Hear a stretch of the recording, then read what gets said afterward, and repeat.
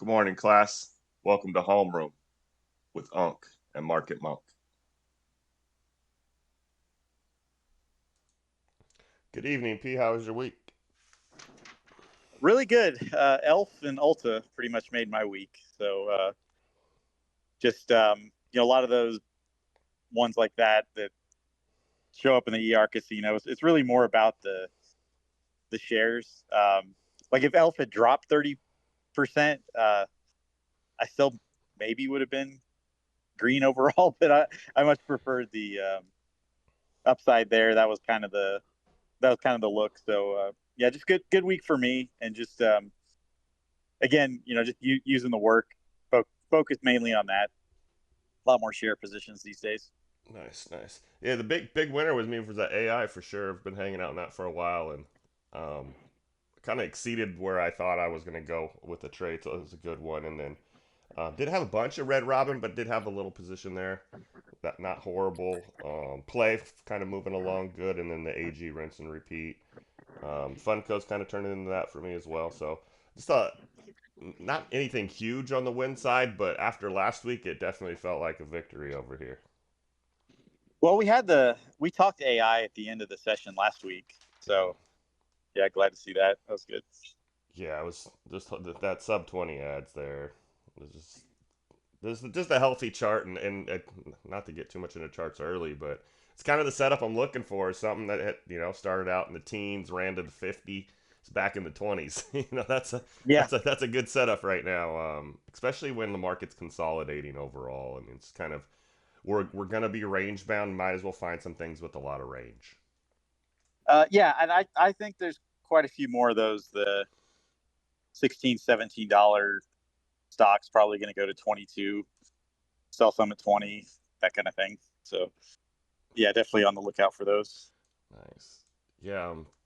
Overall market. I mean, we usually just lean on what Spy's doing for overall sentiment, and we got three candles back above the 50, but just in a tight range. I said to Goose on I think Thursday, like 575, 595. We're just here, and she kind of had a little tighter range than that, but just seems like we're gonna get positioned here, so to speak, um, before we make any decisions.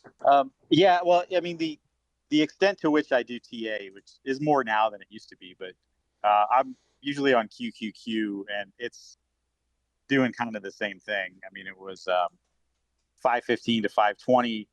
It'll spike above and below that, but it just goes right back to it. So the biggest mistake is to chase that move either way. I mean, you cannot chase puts. I mean that's the worst thing. But chasing calls doesn't really work either. You if you're looking for a 520 breakout, it's just not gonna hold it right now. It's just not built for that.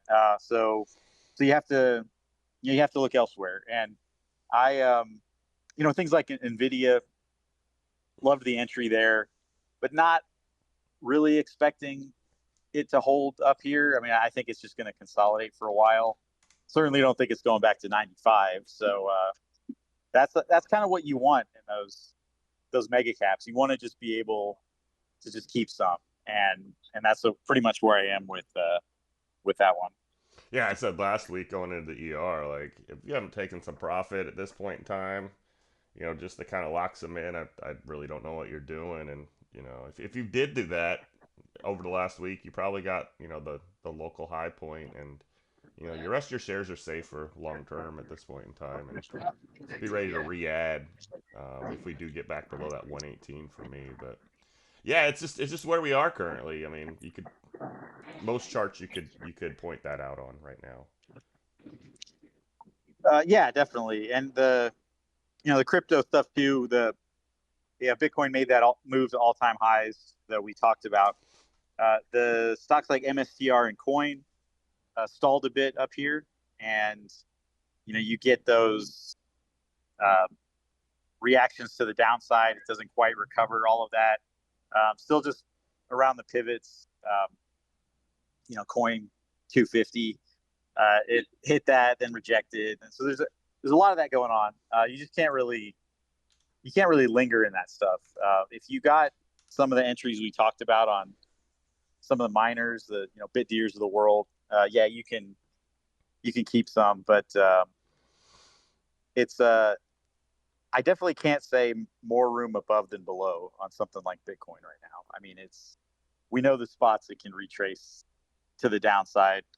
It's going to do some of that. You just kind of hope for a lower high, and then maybe you bump to 120, 128, something like that.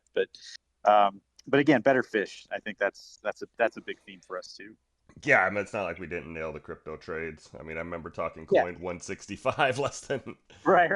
three Yeah. or four weeks ago, and yeah, I think 50-50 is a good way to look at a lot of charts right now, and you just don't want to be doing more than if you're a day trader, I guess you can day trade some of those levels, especially on the option side, but you're better with the bigger range than trying to play charts in the 50-50 zone. Yeah, I think for me, one of the more successful things I've been doing is just catching sector moves and then rotating within that sector. So I mentioned Elf and Alta. I've got the Becky basket idea, basically where women spend money and take profit there. Kind of look for the next one, and not even the next one to make a move like that, but it's just more money to buy some Starbucks, or you mentioned Target. Mm-hmm. That definitely works. Even within basic materials, big move on X on news.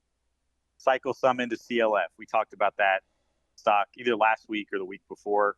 Well, now they get news and then they take off. So it's that has been working for me. I expect kind of similar thing in staples. Caught the mall stocks have done that as well. So for me, it's just kind of moving money around in those little collections of stocks, and on the whole, I mean, especially for options, just you got to keep your goals modest, and if you kind of live like that, you'll get the home runs and they'll just come to you. So that's something for me. Another theme I think is kind of working its way into the setups here is the park and wait. I talk about there's EV stocks or battery stocks that are $4 or $5 that could go 60, 80, 100% in the next year. But you're going to get just some nice pops along the way. The 20% after hours move. Several of those will probably do that given the way the flow is set up. Yeah, and those charts that you're talking about, they're forming that higher low from the initial move that they did have when we were running in, like, let's say the Trump run up, I guess, so to speak, when the whole market was moving. Yeah. You just have higher lows off of that and good consolidation. And I kind of, I think I said it once or twice last week, but I'm gonna say it more because it's probably just gonna be a theme as we consolidate. But anything that I mention and then you're kind of dismissive of, and 2 weeks later you mention it without me saying Yeah. anything, that's usually where you want to be. Because Right. I don't know how to explain it, but I'm the slow moving EMA and you're the fast moving EMA. And Yeah. it's just with what we read and what we use for our system. So, but I've noticed like, God, he didn't like that. And then a week and a half later, you're asking about it because the flow finally starts to come in. Well, the funny thing about it to me is that as those setups start to take shape, those orders for those options are already there. I just can't see them till it hits one of your spots, and then boom, all the flow comes in. So that there are some stocks where I can anticipate that a little better. Like, I think the buyers are going to come in right here. A lot of it has to do with the open interest that's out there. But those are the stocks I know really well, like the LLY and Elf and a couple others. But yeah, no, I think the key for us is to be ready for that. If I am dismissive of something, the check back with me, and then you haven't even needed to check back with me. It just pops right up on my end. So yeah, I think being ready for that's definitely good. Yeah, it's probably the easiest setup. I think the only, like, at this point in time because I kind of pay attention to how things move. But the only thing that doesn't really meet that or kind of swims by itself, I believe you correct me if I'm wrong here though, it's the low IV stuff that a Yeah. 1 or 2% move really works on the option side. I think that's the only thing that gets missed in that system. Yes. No. Absolutely. And I there's one more kind of setup. The stuff that's usually low IV, where the IV is elevated lately, like UNH, for example. Mm-hmm. And but it's a little bit like there is actually a sports gambling analogy for this. If they just keep getting the line wrong for weeks and weeks and weeks on a team, that can go on for a while, and it's always like Middle Tennessee State or somebody like that. And the Greeks have not really caught up with the volatility on UNH, and then there's a couple others. The option trades get even a little bit better in those kind of situations, and it's one of the reasons stocks like that do show up in my notes. And I don't even think you don't need a PhD in option Greeks to understand it, but I think that you have to get a basic understanding of which Greeks matter and when, and just really I guess respect them is the thing. If you're piling into 400% IV stocks and you're playing out of the money, you don't know what the hell you're doing. If you're buying $30 contracts because you have $30, you're not respecting options. So, options, they just need to be respected. And even if you trade shares, you still definitely want to respect what the options are doing. And if you're in our room, I assume you do, because it's like half of what we do. But yeah, that's something I picked up over time as well. Yeah, I mean, I don't use any option tools besides our room, but I definitely lean on it. And I guess fortunately, I'm the one that gets to type in Colab, so I do use it to my benefit a lot. Yeah. But it's I try to stay in the pools that we stay in, but they're powerful. I'll say that as a share trader, they're definitely powerful, Yep. and um, they need to be known. And then again, when they line up, um, there's nothing really Well, like a good TA spot and a good option spot being the same thing, especially when it's, let's say, 30 to 50% away. well, one thing too, and you see Goose do this. The options are so powerful for putting a lid on something. Yeah. When they want to stop a move or slow a stock down, those sold calls just really slam the brakes, and that's where to it not through it comes from. Those pivots, that's exactly what happens. Coin 250, yeah, I could just see it in real time, and I don't even always follow options like in and live like that, but that definitely is what occurs there. So the yeah, I think that's a good word for it. It's just you gotta have to have respect for what they can do, and just kind of manage your positions around that.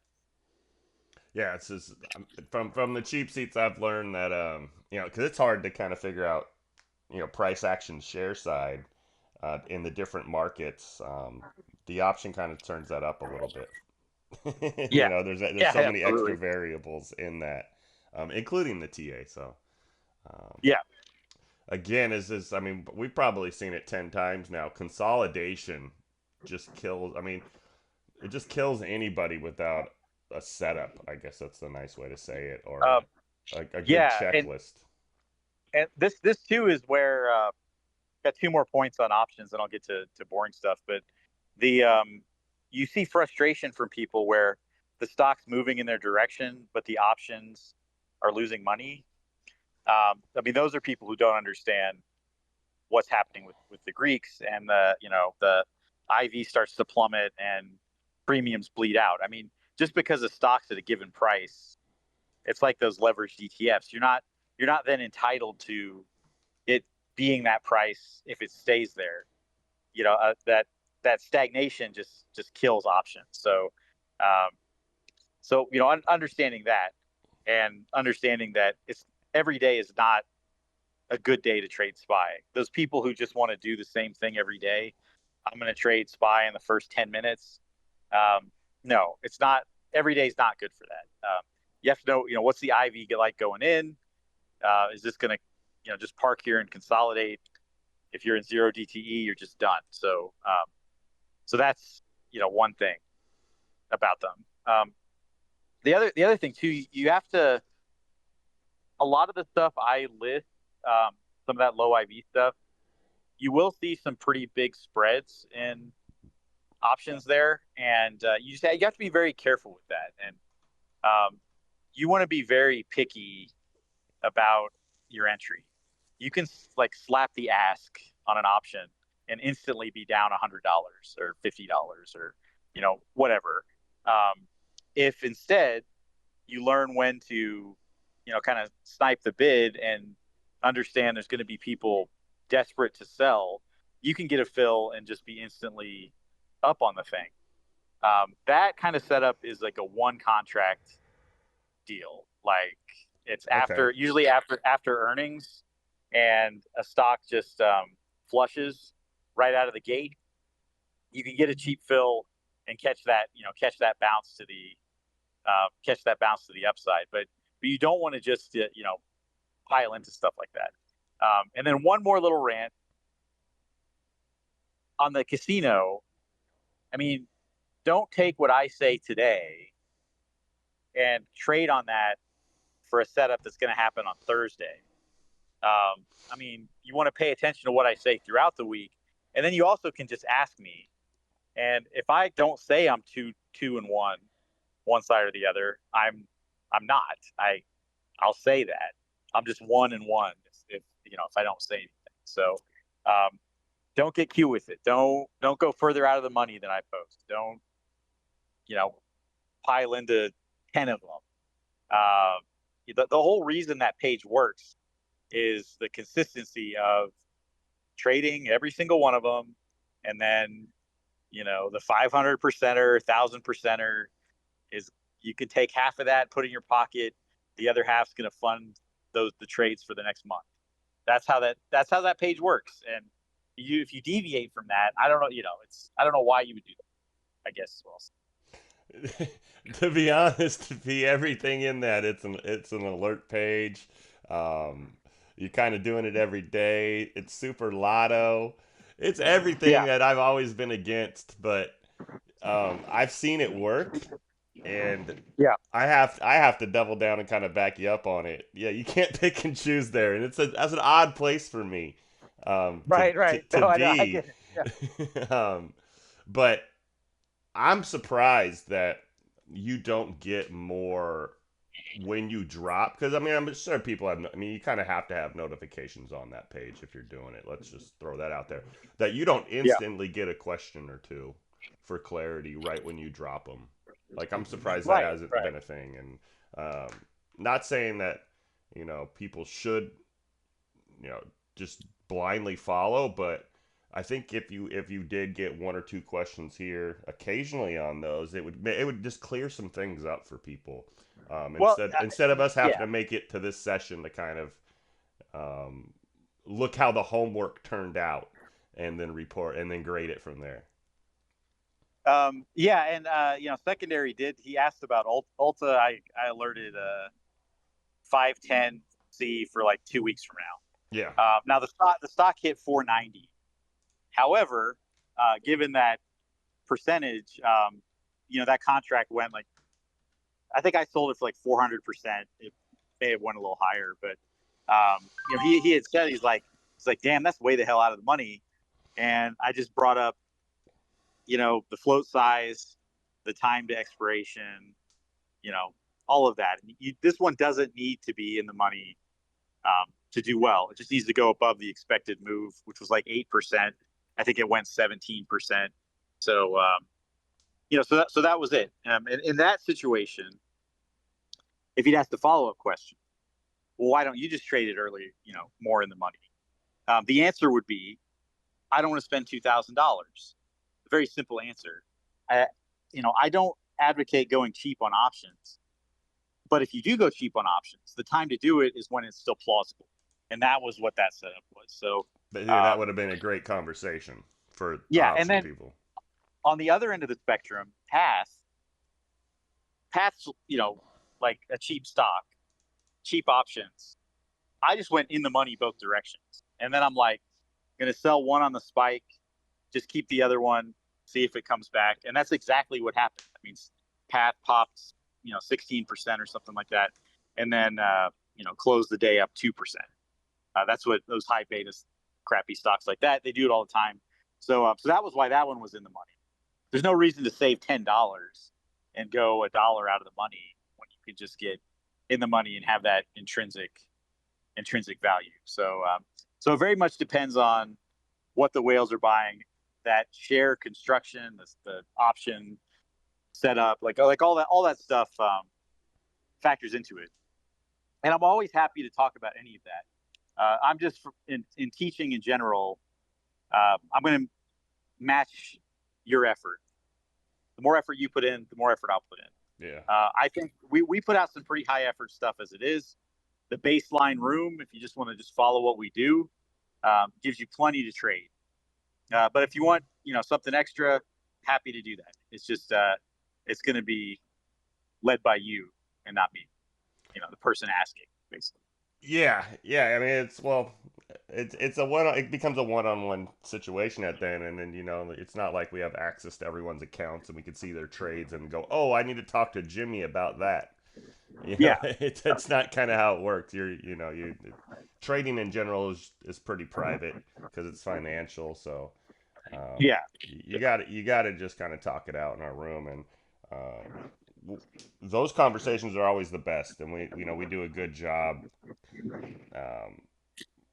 kind of trying to find the root of the problem versus blaming things, I guess, so to speak. Yeah. Because I mean, it's usually just a check you're missing, or you say it great, trying to be cute. And trying to be cute, Yeah. usually, I mean, you just can't. You got to be technical and calculated, especially when it comes to the options. I mean, it's just a math problem for you, I assume, in the most cases. This, Oh, yeah. this by this, and when the TA is the same way, you're looking for that 3-to-1 ratio.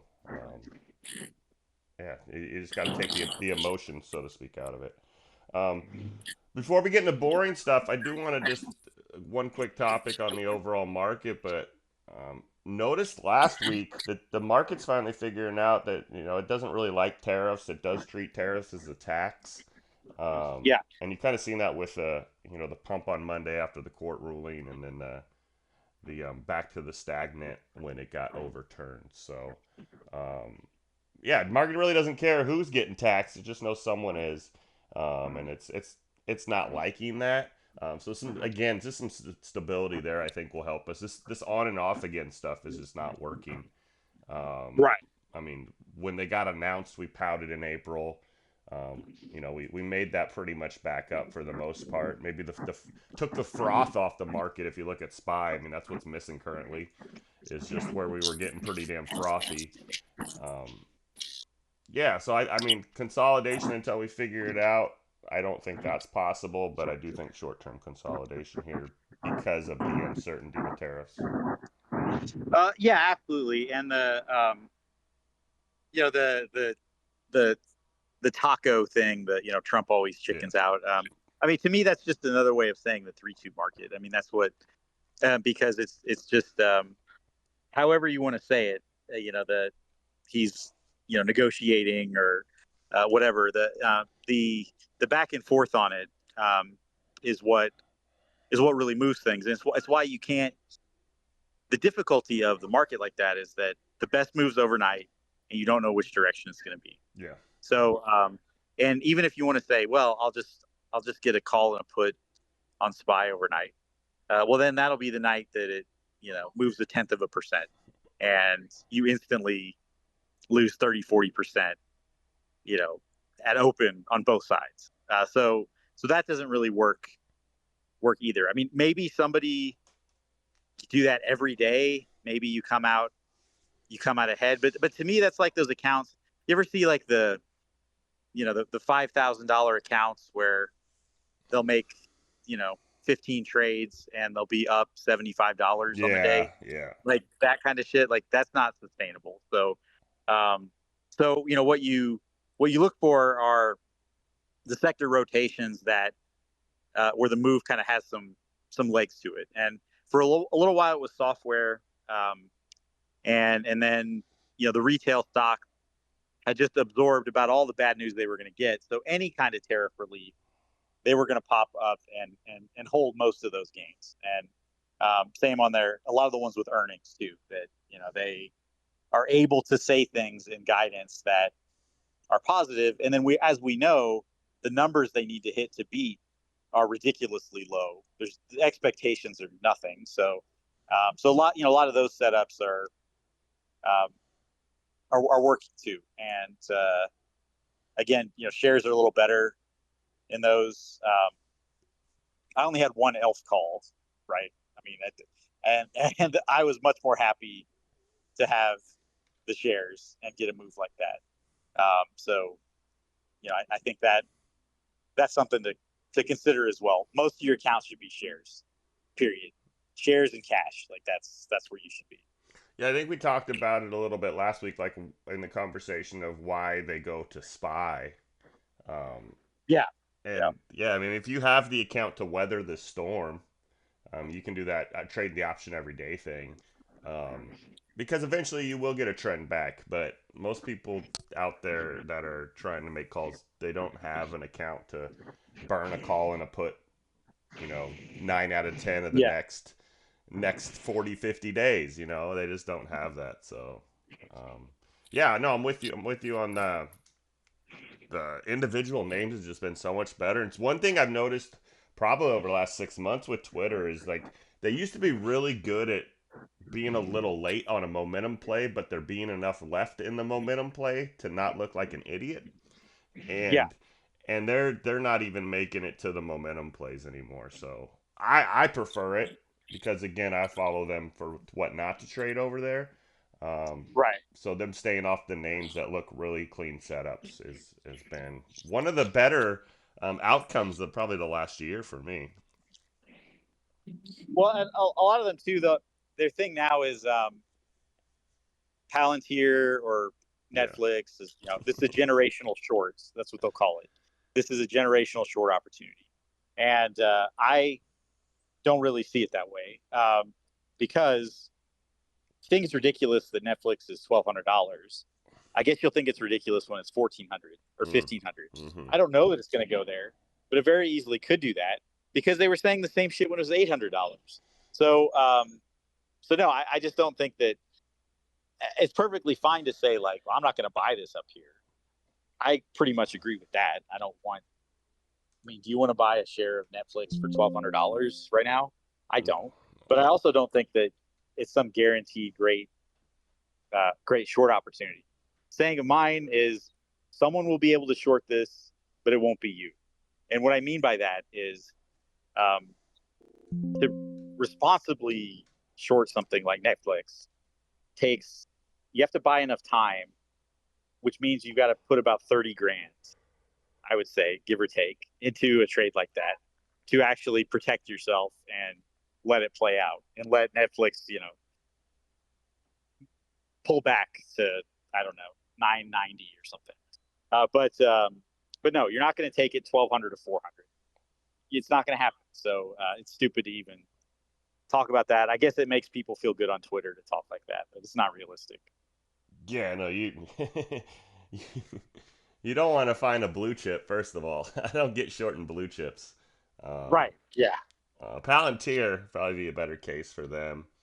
Um, but yeah, it's not going to be you is probably the best way to look at that. And if you look at those Yeah. guys, like I mean, you can go look at I think it's Michael Berry who's one of the best short sellers there is. You can look at how he sets up his trades, and they also don't just plant a flag. They're buying over time. Yeah. Um, they really manage those trades well, and they're usually two sided to buy a little insurance, so you're not just bleeding all the way out. Sometimes they have large shares positions too.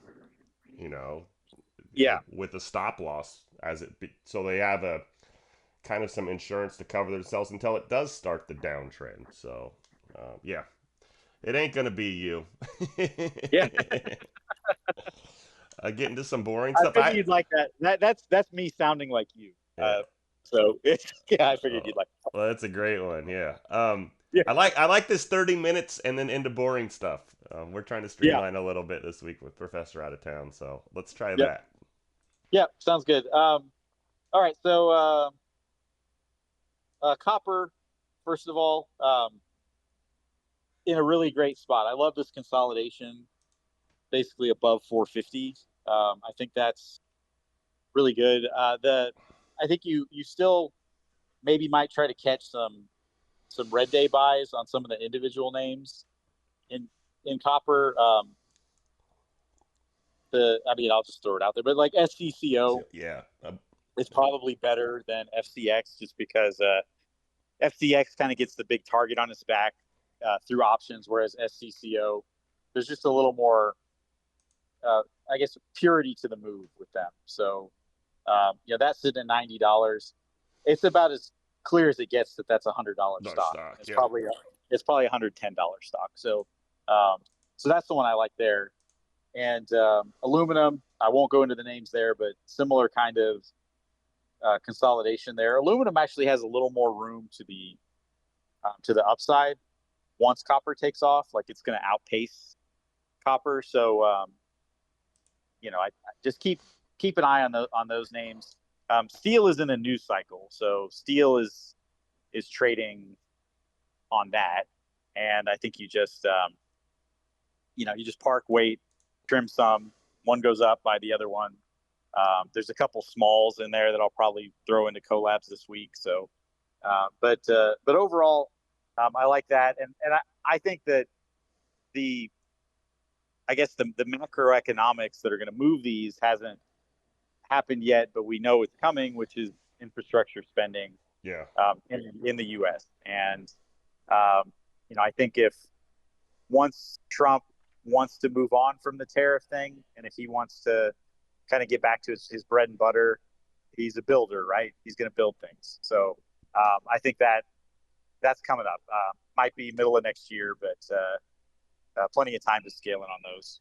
Yeah, I would just have people plant a little seed in their mind how I look at things. Like you're seeing moves in these stocks off of just setting up the market for steel. Like who's going to Yeah, supply this assuming that we build. Like right, that's just like setting up the pieces. Like wait until the individual names like okay, we're going to build in this region and right. that they cover that whole region and then they kind of see the numbers hit. So the night's real young. I'd stay on them, and again, transferring that to individual names and stories um, it's gonna change some accounts. It really will. Yeah, absolutely. So yeah, totally with you there. And then gold and silver, still very strong. Gold, this I guess the 3,400 move, could happen, but that's pretty tight. Silver has a lot more room up than well, gold the room up. Who the hell knows? But I'm saying like within the current setup, the range is a little better than silver. So I mean, gold could break out and go crazy again, but silver 32 to 36, and it's 33. So anything, again, another great one for red day buys. If you wick down to 32, um, you kind of want to rinse and repeat some of those names, AG and Mux and all them. Yeah, yeah. You're reading my notes. Appreciate you. Yeah, and then uh, natural gas. I still just you're waiting for the market to catch up to the real price. I don't talk like that about AMC and GME and all that shit, but for natural gas, it's very clearly 4 or taking 5. place. This is being held down. So there's a 4 to 5 move, holds that. There's a 5 to 7 move. It's very very easy to read on my end, and the ones you want are some of the combo names. But within oil in general, I'm just going to reiterate this. I'm going to be saying this probably every week for the next, I don't know, 6 months. Suppliers, people who make pipelines and rent equipment, all of that kind of stuff, and some tankers and things like that, storage. Those are the best setups in oil right now. And other than that, I do think there's some large caps that are in good spots. But guess what? A lot of those do all this shit too, and they are involved in all aspects of oil, your Oxys and Devons and things like that. But there's some really nice opportunities in some smalls, and some of my notes this week reflect that.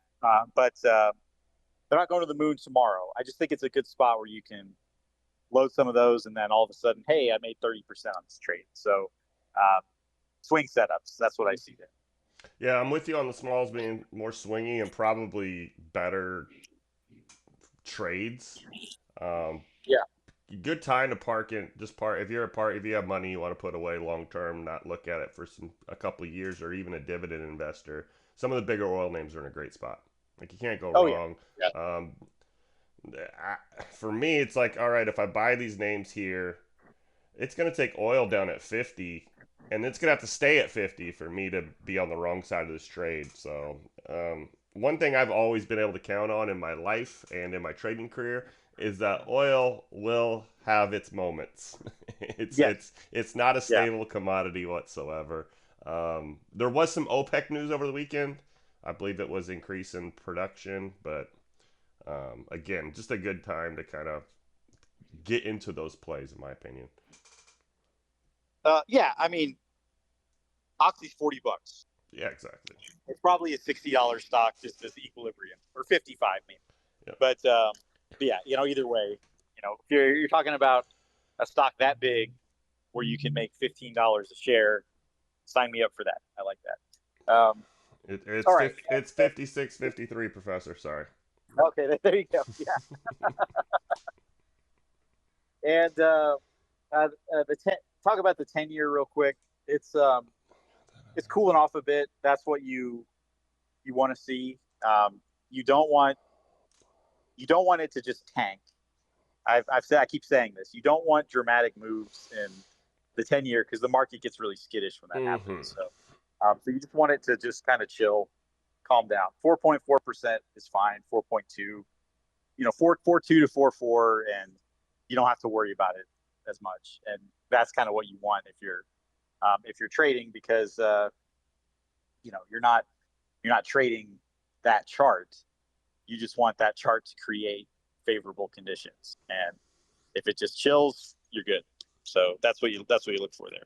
Yeah, I've kind of noticed the push on the 5% on the 30 makes the news, and anything over 4.5 makes the news on the 10-year. Yeah, so, exactly. That's when they kind of panic a little bit. Yeah, sitting at 4.4 is great. Yeah, that literally sets off the algos, by the way, when that report comes out, the keywords, you don't want the wrong keywords out there. It'll just kind of mess with you. But let's see real quick. Uranium, this consolidation around the 72 area, pretty nice. I mean, I think this could pop to. Well, certainly, I think it's going to hit 76, but 80, mid 80s, something like that. So, still a lot there. Those still are kind of news driven, the nuclear stuff, and I'm given the move I caught in Oklo and a couple of those, that kind of moving back into the companies that are real, in terms of what they're doing currently. Sure. So, if you're actually physically mining uranium, I think that's a little safer as we move into the next couple months. But that's really just profit taking. So, I'm not piling into Oklo up here. I mean, we just hit a moment where they didn't have enough strikes. They had to write higher calls. So that's euphoria, that's mania, and don't be the last one out the door when it's doing that. Yeah, any of that, those kind of, because it's a 5-year thing to even hit some rubber on the road on a lot of those. Any of those, you just kind of profit take and then re-enter, and profit take and re-enter. I think Pele does a good Yeah, job at that. yeah. Now, I will say that with some of those companies, the idea is small modular nuclear reactors, which is more feasible than building the big towers from The Simpsons. So it's I think a lot of them can do what they're talking about. It's just you have to recognize they haven't really broke ground on a lot of what they talk about. So trade accordingly. Perfect. All right, so that's that's pretty much it for me with that. You got any spy numbers for me out Yeah, there? Out there in Mormon land? Yeah, yeah. You write them down on your you say, write them down on your special underwear. Sorry. this is I will. Sorry. This is moving to Cincinnati next year, so I'm happy about that, especially if the Reds are in town. But let me see here. But yeah, I'm really missing no cigar bar for me out here. So it's rough. Is that illegal? Yeah, yeah, it is. Statewide too. So no one's even grandfathered in. That's what I was looking for that. But all right. So anyway, the contracts are the same as they were last week. This 620, 600C, and 580C. The 580C is obviously in the money at this point, and but they start selling that off. They start selling off 600. That kind of puts a lid on things, and then it's that September 535, and given the expiration on that, really that's between 550 and 565 is kind of the real number. So tight range is my read on SPY right now. The TA says 75, 95, 575, 595, and we're just in it. You can see it on the last 3 weekly candles. Yeah. I mean, it's like to the penny. Does your strikes being $5 each way on that mean anything to you? Like, because it's kind of bracketed, right? If I'm 595, you're 600. I'm 575, you're 580. So you're $5 to the north on both sides. Yeah. No, I mean it doesn't really. So if it depends on how much time is on the contract. So that's why I said that the 535, they aren't really aiming for 535, but it's September, so it's approximately $25-$30. The stuff for June 20th, it's a little tighter, but 600C for June 20th, 595 is plenty.